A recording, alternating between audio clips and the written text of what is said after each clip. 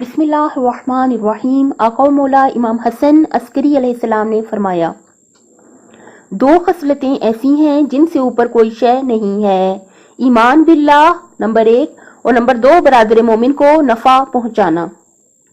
यानी क्या मतलब, क्योंकि हमने अपने आका का फरमान सुना तो इंशाल्लाह ये हमारे लिए हुक्म का दर्जा रखता है। हमारा 100% फोकस होना चाहिए कि इंशाल्लाह हम इस पर अमल करेंगे।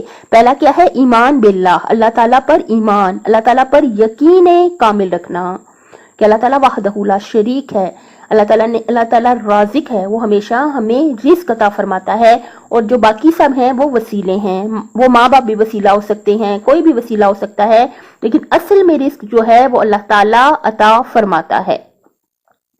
अल्लाह ताला पर यकीन कामिल और ईमान रखना ये बहुत जरूरी है। और दूसरा, बरादर मोमिन को नफा पहुंचाना, यानी जो मोमिनीन हैं वो आपस में एक दूसरे को फायदा पहुंचाएं, फायदा पहुंचाना चाहिए मोमिनों को। खास तौर पे अपनी सेहत, आखिरत और खालिक की मखलूक का बहुत ज्यादा ख्याल रखिएगा।